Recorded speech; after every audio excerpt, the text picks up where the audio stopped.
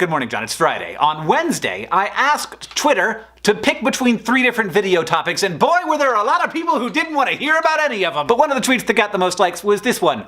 How about D? Puppies. So this video is entitled Top 10 Best Dogs Ever. And if you are unsatisfied with this content, then blame the Steffi. Or any of the 31 people who liked her tweet, including me. Let's begin! Number 1, Stubby, a dog who served the Allies in World War I. After being exposed to chemical weapons and then recovering in a hospital, Stubby became attuned to the scent of these chemical weapons and could alert soldiers before they could smell the gas coming. He was wounded twice, he served in 17 different battles, and he captured a German spy, recognizing him by his language. An act for which Stubby was promoted to sergeant, outranking his owner. Number 2, Lily, a pit bull who pulled her unconscious owner off of the railroad tracks because there was a freight train coming. The owner did not get hit by the train. Lily did. The poor puppy lost one of her legs but survived, and if you think that story is remarkable, check out number 3. First dog trying to cross a highway gets hit by a car. Second,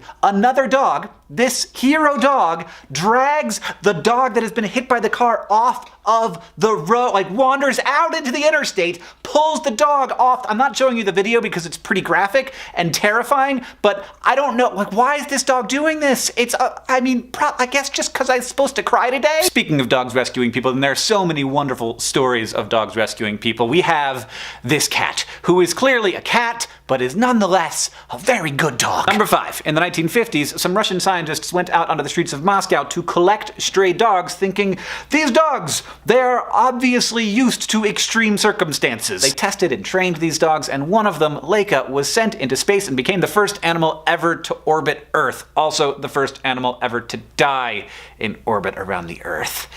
Not how we wanted that one to end. You know the first animal that went to space? It's a fruit fly. Number 6, Alvin and the Chipmunks. I know you think I'm crazy, but it's a little known fact that the actors who played Alvin and the Chipmunks in Alvin and the Chipmunks The Squeakquel, actually very small dogs. Nope. Number 7, Bummer and Lazarus, who are 2 dogs, but we're just calling them 1, sorry. These dogs didn't just survive mid-1800s San Francisco, where stray dogs outnumbered people and were killed and poisoned regularly. They became nationally famous for their companionship with each other and their ability to kill rats like crazy. Bummer and Lazarus were eventually exempted from local laws, and they showed up all the time in cartoons about San Francisco. They just sort of be there in the background. Number 8, this dog, which somebody sent me on Twitter. I asked people to send me dogs on Twitter, so I picked one. It's real cute. It's a good dog. Number 9, Tweety Bird, who is a canary. And canaries are birds, but they are named after the Canary Islands, and the Canary Islands are named after the Latin word for dog. So, by the transitive property,